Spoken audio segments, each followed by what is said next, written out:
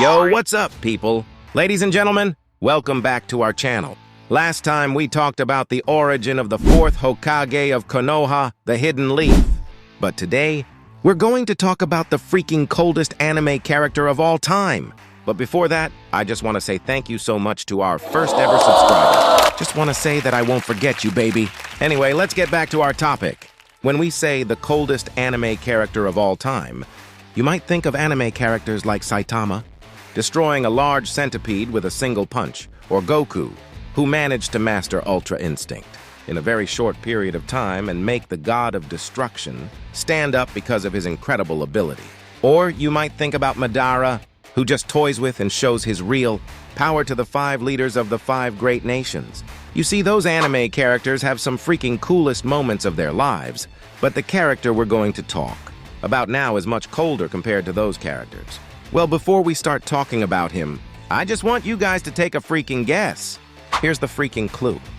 He's just a mere human, but he's born with a magnificent ability, and his opponent is a very dangerous, supernatural monster who killed thousands of people. Now, I'll give you some freaking time to guess. Do you have any idea? 5, 4, 3, 2, 1. Ta-da! If you said Yoriichi, you are freaking right. Yoriichi Tsugikuni is a legendary figure in the world of Demon Slayer. He is considered the strongest swordsman in the history of the Demon Slayer Corps, and his abilities far surpass even the most skilled Demon Slayers of the modern era. Yoriichi Tsugikuni lived during the Sengoku period of Japanese history, which lasted from the late 1400s to the early 1600s. Quiet, old ha-ha-ha-ha. Well, besides that, Yoriichi's born with exceptional talent.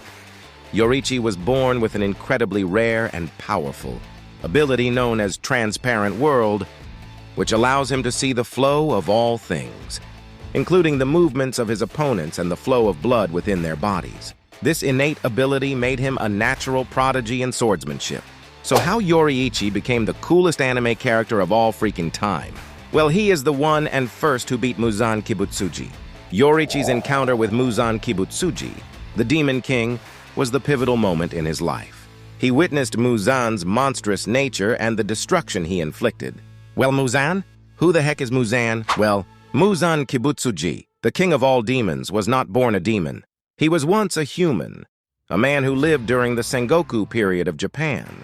Muzan Kibutsuji, the main antagonist of Demon Slayer, was once a human who suffered from a rare and debilitating illness. He was born weak and close to death, and doctors were unable to diagnose or treat his condition. Desperate to save his son, Muzan's father sought out a doctor who claimed to have a cure.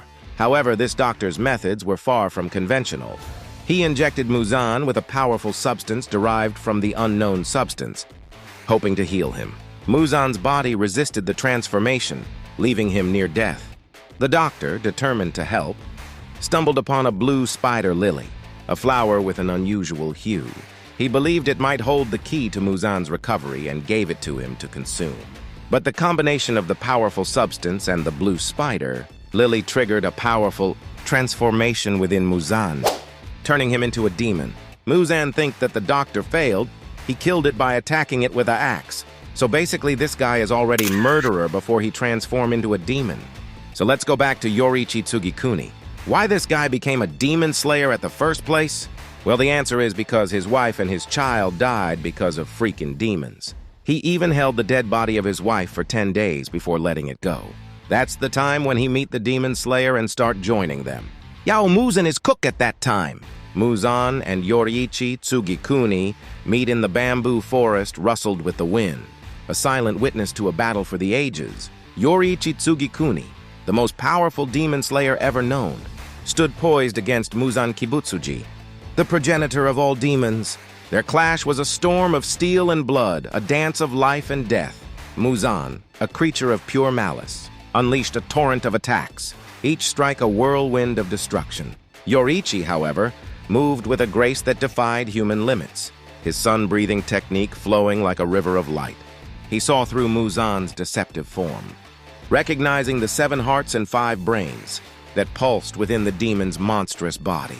In a moment of breathtaking brilliance, Yoriichi unleashed the final form of sun breathing, a single, devastating attack that pierced Muzan's defenses and tore through his vital organs. The Demon King, for the first time in his millennia-long existence, tasted fear. As Muzan struggled to regenerate, Yoriichi saw his chance. He held his bright red Nichiren sword, a weapon that could instantly vanquish the Demon King. But a question lingered in his mind. "What is the value of a life to you?" he asked, his voice calm yet unwavering. Muzan, his face contorted in rage, remained silent. Yoriichi, sensing the demon's anger, turned his attention to Tamayo, a woman who had been bound to Muzan's will. He saw a flicker of hope in her eyes, a yearning for freedom. Before he could act, Muzan's severed head, defying the laws of nature, began to move. The Demon King, his body shattered but his will unbroken, escaped into the night. The battle was over, but the war raged on. Yoriichi, despite his victory, was ostracized by the Demon Slayer, corpse for his failure to kill, Muzan and for allowing Tamayo to escape. He was banished, forced to live with the burden of his past.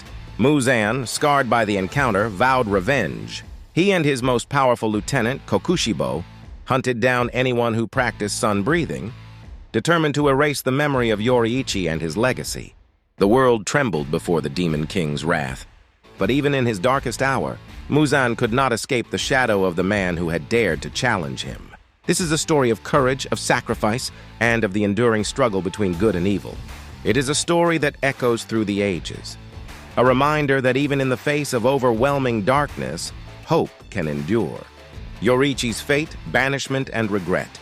Yoriichi's failure to kill Muzan had devastating consequences for him.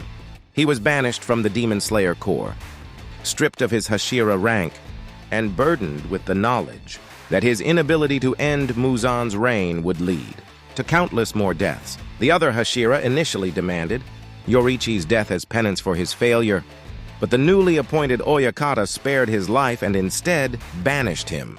This decision was likely influenced by Yoriichi's immense contributions to the Demon Slayer Corps, including the creation of sun-breathing, the most powerful breathing technique, and his dedication to protecting humanity. Despite being exiled, Yoriichi continued to fight demons and protect innocent lives. He even saved the wife and children of Sumiyoshi, Tanjiro's ancestor, from a demon attack. Yoriichi also taught Sumiyoshi a portion of sun-breathing, which would eventually be passed down to Tanjiro, playing a crucial role in his journey as a demon slayer. Despite his fear of Yoriichi, Muzan continued his quest for perfection, seeking to eliminate his weakness to sunlight and achieve immortality. He used his power and influence to manipulate and control demons, creating a vast network of followers who served his twisted ambitions. The legacy of their encounter continues to shape the events of the Demon Slayer story. Tanjiro, inheriting the legacy of sun-breathing and the spirit of his ancestor Sumiyoshi, carries the torch of Yoriichi's fight against Muzan. He faces the same challenges and struggles that Yoriichi faced, but with the hope of finally ending Muzan's reign of terror and bringing peace to the world. So that's Yoriichi, the ultimate stoic warrior. He's cold, he's determined, and he's definitely one of the most fascinating characters in Demon Slayer. What did you think? Let me know in the comments below. And don't forget to hit that subscribe button for more anime adventures. See you next time.